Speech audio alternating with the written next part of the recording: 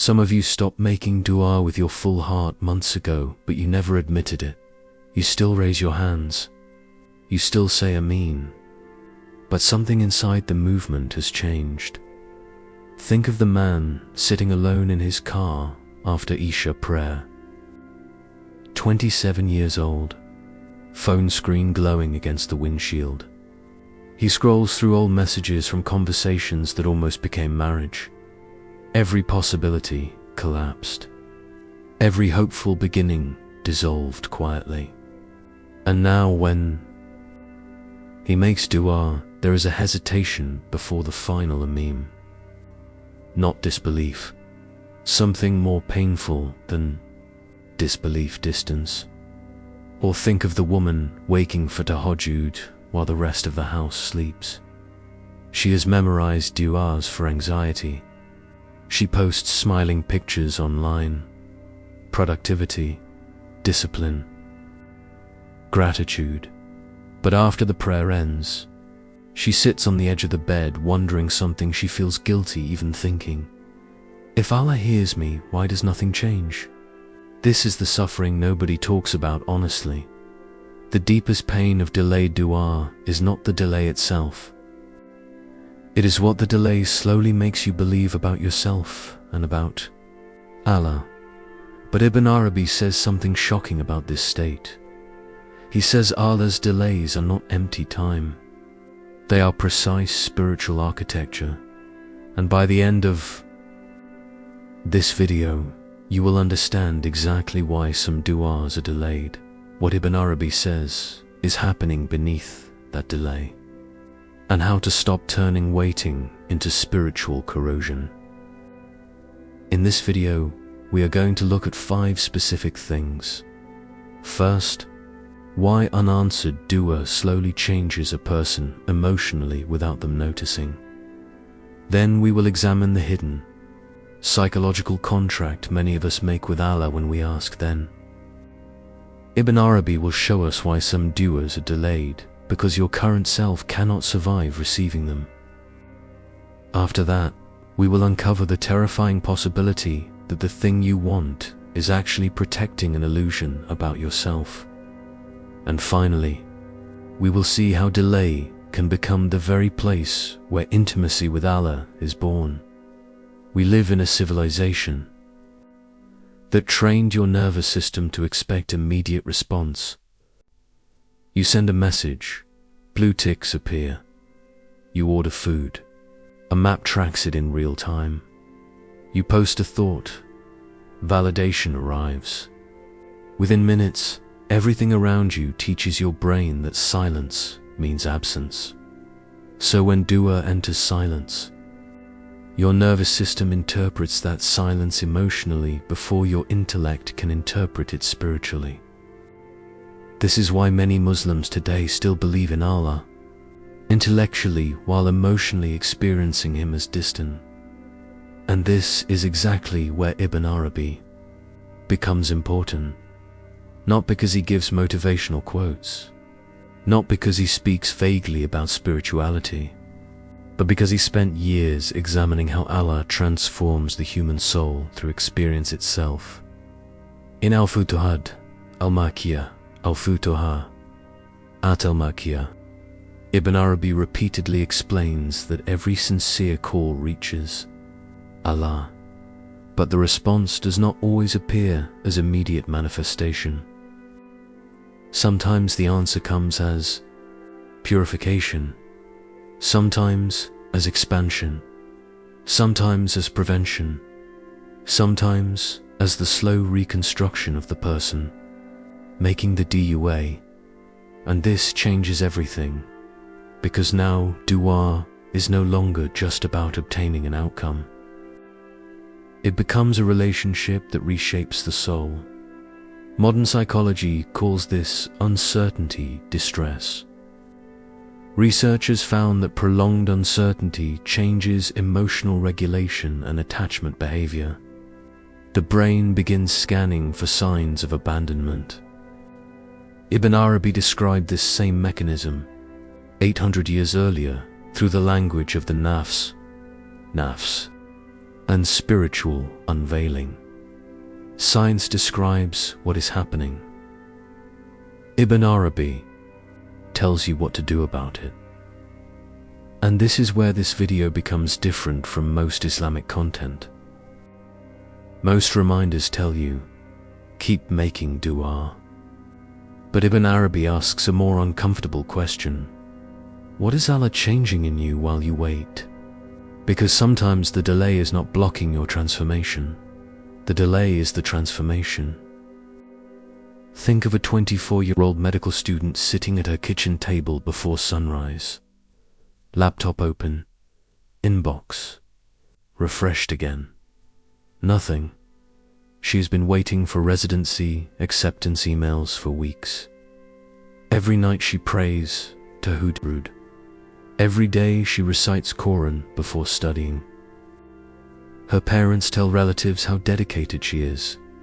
Friends ask her for spiritual advice, because she seems calm and disciplined. But something ugly has started growing quietly inside her.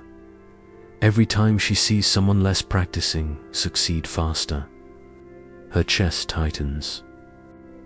She scrolls LinkedIn, pretending to congratulate people while internally thinking, I pray more than them. I worked harder than them. Why them and not me? And now her real crisis is no longer the residency acceptance. It is the bitterness she cannot admit to herself. This is exactly what Ibn Arabi is describing. In the Futuhat Futuh Aat, Ibn Arabi explains that trials expose hidden attachments and hidden claims within the soul. A person thinks they trust Allah until Allah delays the thing they desperately want. Then suddenly the soul begins speaking, and what it says is frightening. You discover how much your peace depended on outcomes. You discover how transactional your worship quietly became. You discover that somewhere deep inside, you believed your obedience made you deserving. Ask yourself honestly right now, have you ever obeyed Allah sincerely then secretly felt confused when life still hurt? Have you ever thought, I prayed, I stayed halal, I tried, so why is this happening to me? That feeling is not random. It is exposure. Ibn Arabi says, the delay often reveals what already owned the heart. Think of a building during an earthquake. The earthquake did not create the cracks. It revealed them, and many of you think the delay destroyed your relationship with Allah, when in reality the delay exposed the fragile foundation underneath it. This is why unanswered dua feels so emotionally violent, because it collides with the version of yourself you thought you were. Modern psychology calls this cognitive dissonance. Research has found that when reality conflicts with hidden internal expectations, emotional stress intensifies rapidly. You consciously believe, I trust Allah, but unconsciously you also believe, if I do everything correctly, life should unfold the way I want. The delay creates collision between those beliefs. Ibn Arabi would say, the problem is not the collision itself. The problem is escaping the collision too quickly. Some people escape through numbness, some through distraction, some through fake positivity. Some continue making dua outwardly while emotionally withdrawing inwardly. But Ibn Arabi says something difficult here. Stay inside the contradiction long enough for sincerity to emerge, because the false self cannot survive honest waiting. And this is the part many people never notice. A delayed dua often reveals not just your pain, but your hidden image of yourself. You thought you were patient. You thought you trusted deeply. You thought your worship was purely for Allah. Then the delay arrived and exposed how much your emotional stability depended on receiving something back. That Realization hurts, but the hurt is mercy. Because concealed diseases cannot heal while hidden. Some of you are watching this video because Allah refused to let you continue worshipping Him transactionally without realizing it. That is why the waiting feels like surgery, not punishment. Surgery. And once you see this, your entire understanding of delay begins to change. Delay did not break your heart. It revealed what owned it. But that is only the first layer of what Ibn Arabi is saying. Because sometimes Allah delays the doer not merely to expose the soul, but because the current version of you would misuse what you are asking for. Think of a man in his early 30s sitting in a luxury coffee shop watching business podcasts with headphones in. He speaks constantly about discipline, vision, masculinity, growth. He makes dua every night for wealth and influence. And outwardly, he looks serious about his deen. He attends Islamic classes. He posts reminders online. He talks about building legacy. But sit with him during dinner long enough and another person appears. Every conversation becomes comparison. Who earns more? Who married better? Who travels more? Who is ahead? He calls it ambition. But internally, it is hunger, not hunger for purpose, hunger for validation. And this is where Ibn Arabi becomes deeply uncomfortable, in the footerhead. He repeatedly explains that divine gifts descend according to spiritual capacity, what he calls istidad. Not every denial is punishment. Sometimes the vessel is unstable. Allah may love you enough not to give you something. Your ego would weaponize. Think about that carefully. You are asking Allah for the very thing that would intensify the disease already growing inside you. And because Allah sees beyond the performance of your dua into the architecture of your soul, He delays what your current self cannot safely carry.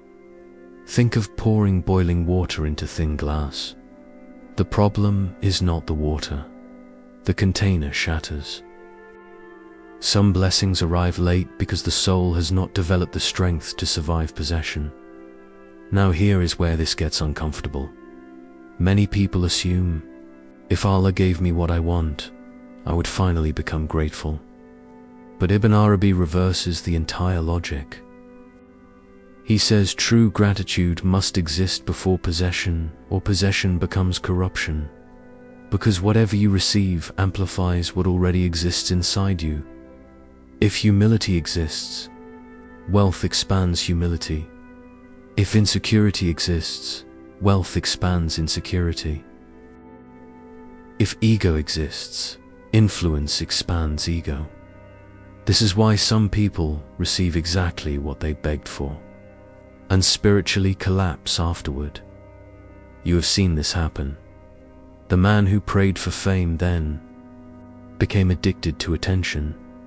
The woman who begged for marriage then built her entire identity around being desired.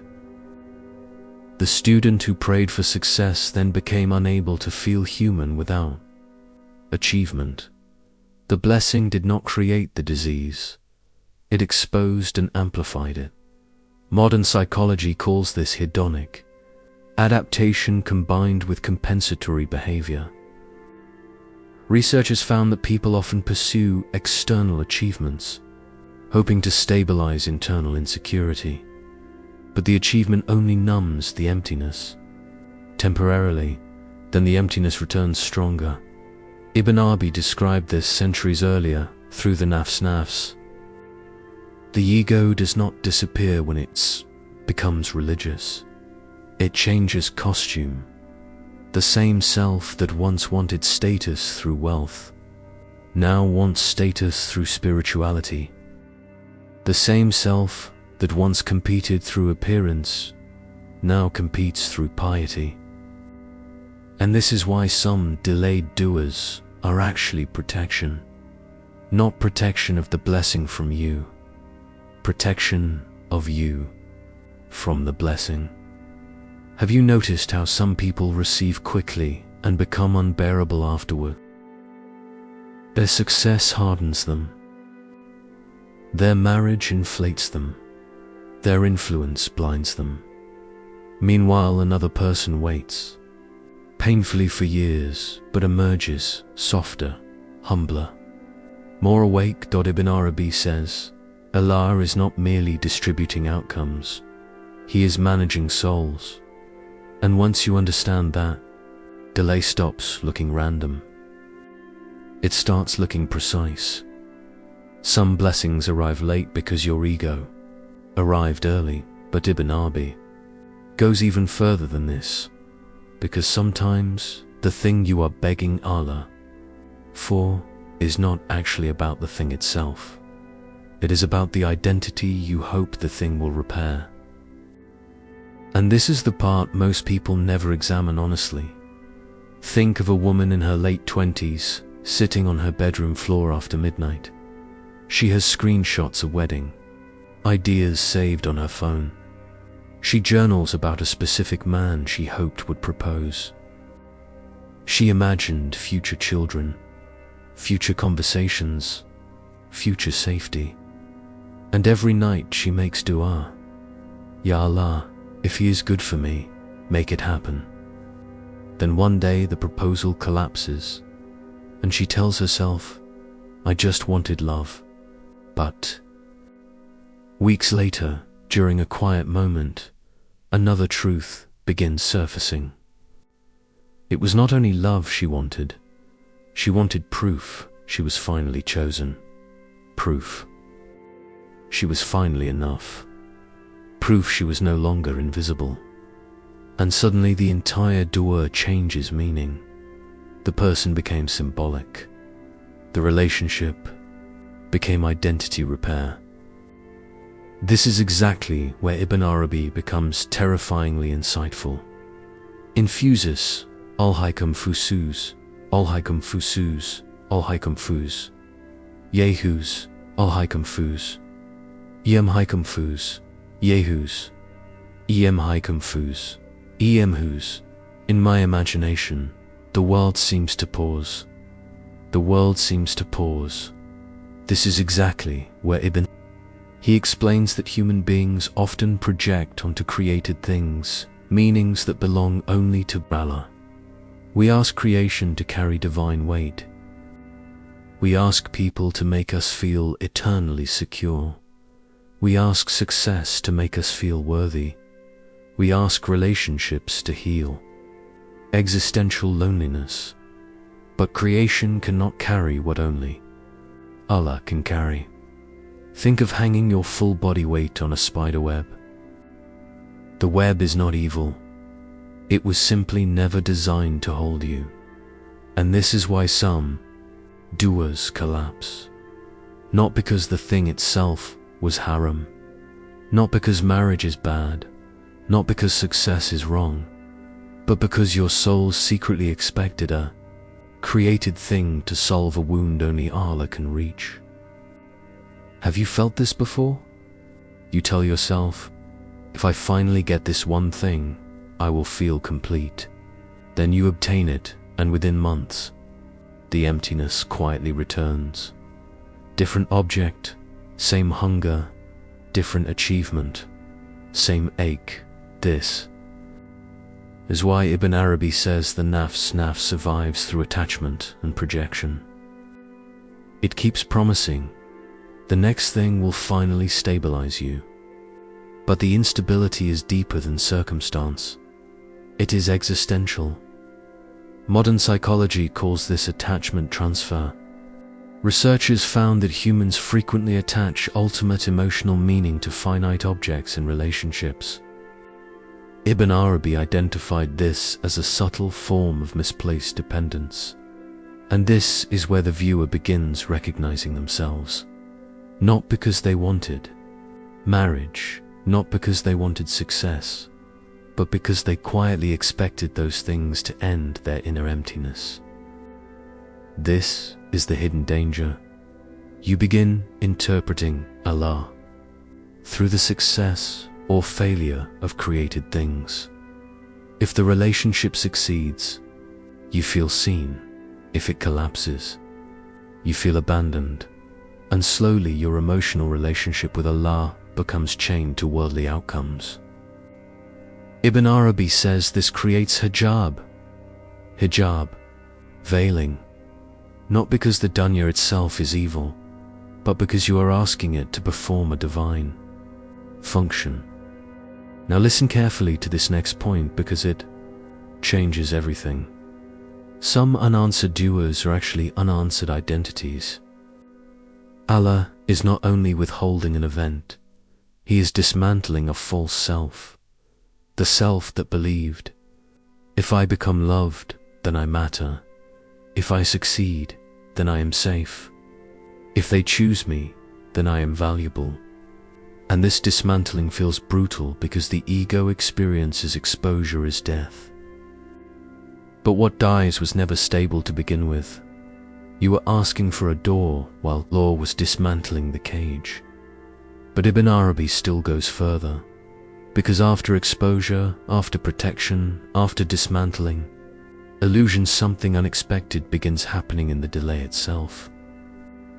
The waiting starts changing from emptiness into encounter, and this is the part almost nobody talks about anymore. Think of a 42-year-old divorced father waking before Fajr in a silent apartment. His children barely answer his calls anymore. For months he has been making dua for reconciliation. At first his prayer sounded desperate and frantic. Ya Allah, fix this. Ya Allah, return them. Ya Allah, make them speak to me again. But nothing changes externally. Weeks pass. Then months. Still silence. Yet something strange begins happening beneath the silence. His anger softens. His need to control conversations weakens. His prayer becomes quieter, not weaker. Quieter. One morning he sits after prayer and realizes something that shocks him. He is no longer making dua only to get his children back. He is making dua because somewhere in the waiting, he discovered dependence on Allah that did not exist before. And this is where Ibn Arabi reaches extraordinary depth. In works like Kitab al-Israki, they are Abi al-Israha, he explains that longing itself can become a divine gift. The state of neediness before Allah iftikar is not spiritual weakness, it is proximity. Many people think closeness to Allah means emotional certainty, immediate answers, visible peace. But Ibn Arabi says closeness often begins when illusions collapse. When the soul finally stops pretending it controls outcomes, when you stop worshipping your own plans. When the performance falls apart and real need emerges, and suddenly the delay changes meaning. The waiting was not empty space between you and the answer. The waiting became the meeting place itself. Think of incense slowly burning. From the outside, fire appears destructive, but the hidden fragrance only emerges through burning.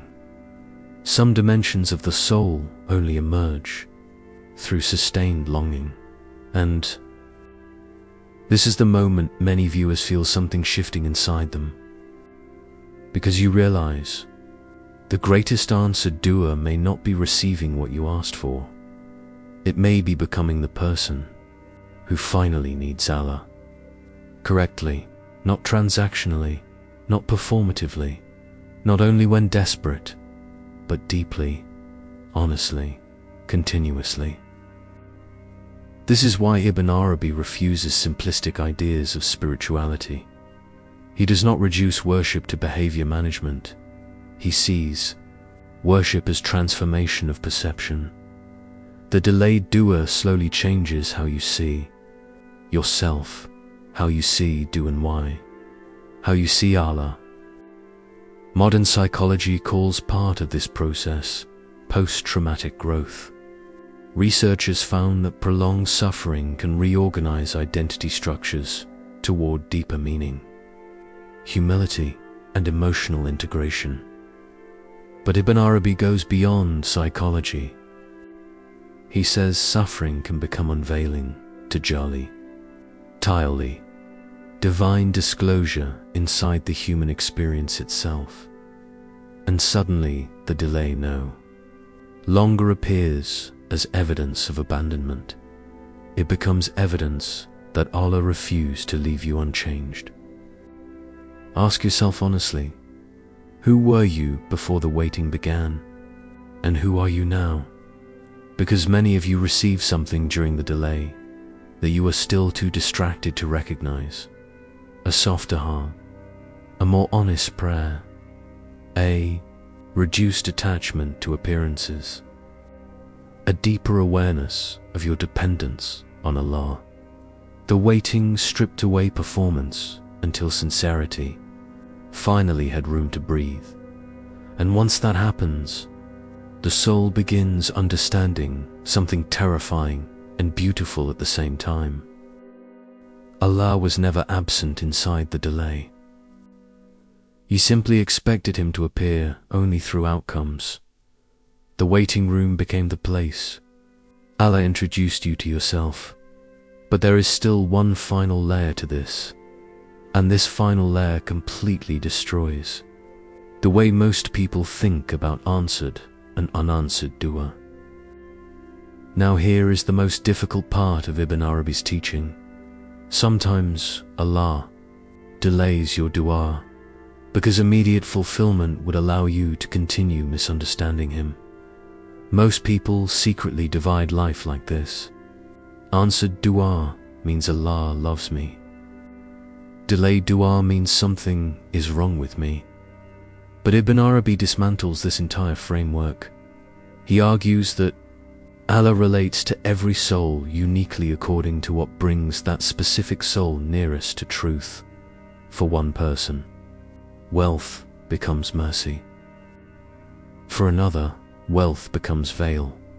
For one person, marriage deepens faith.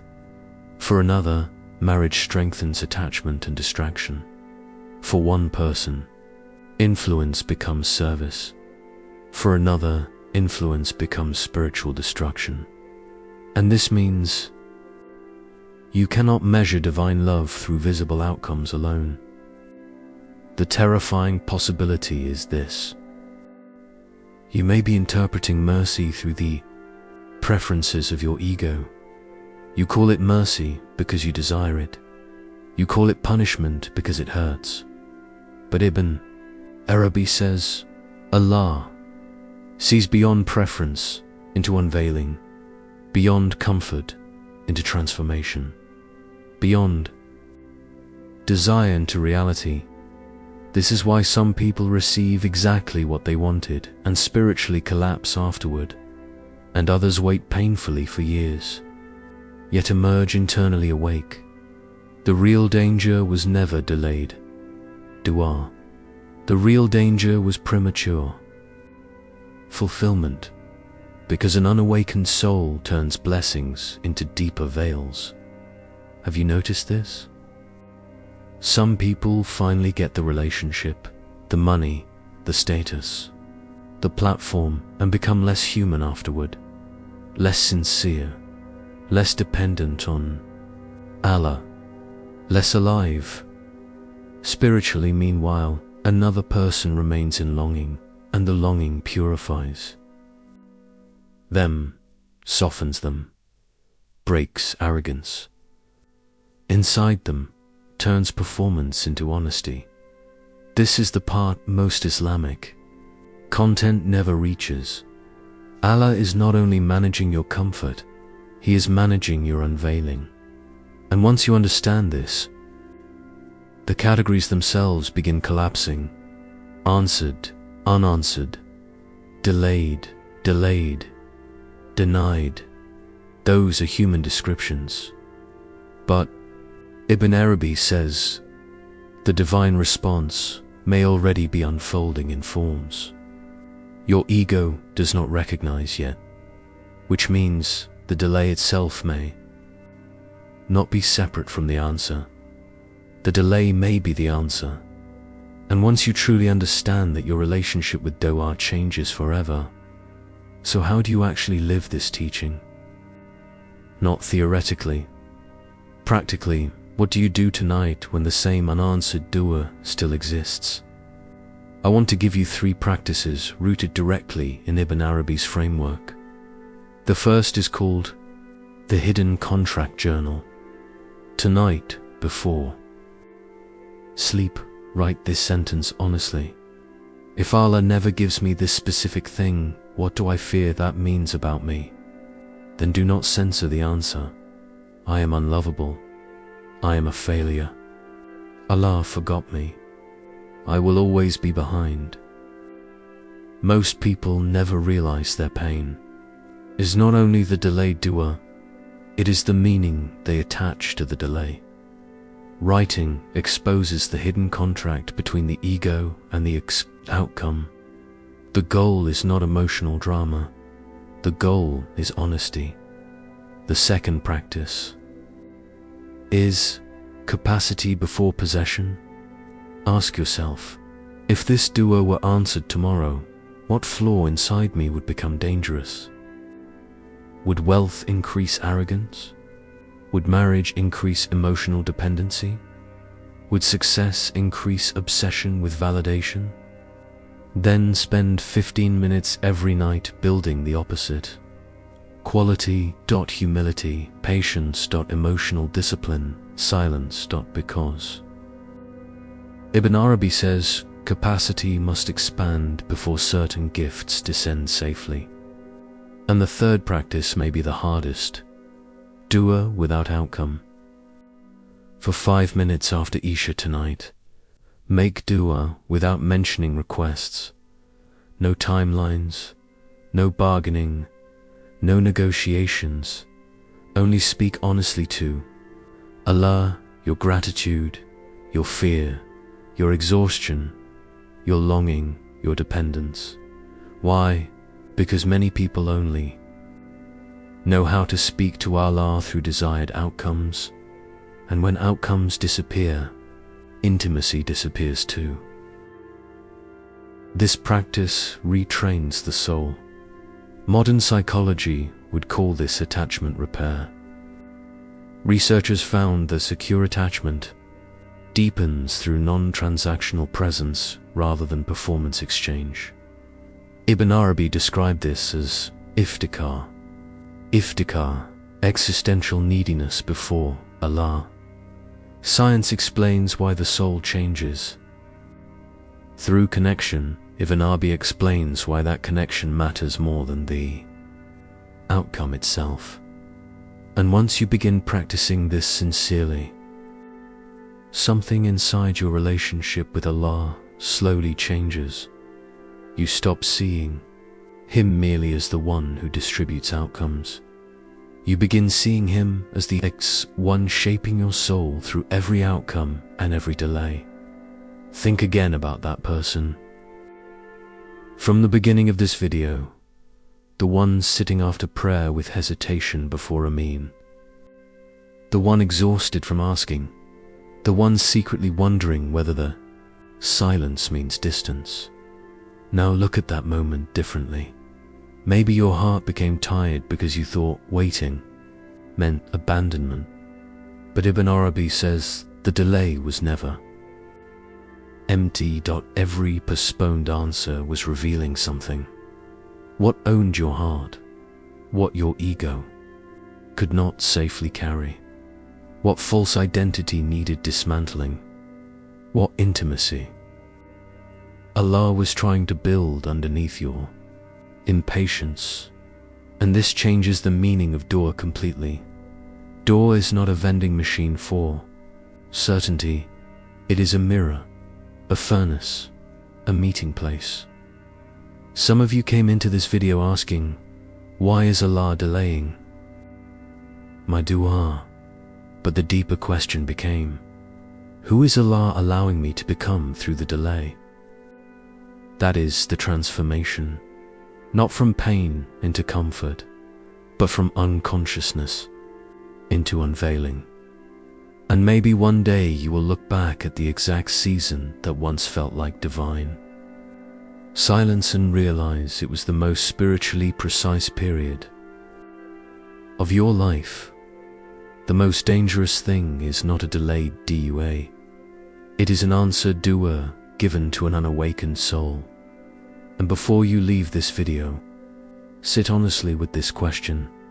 What if the thing you are still waiting for is actually the thing Allah is using to bring you closest to Him?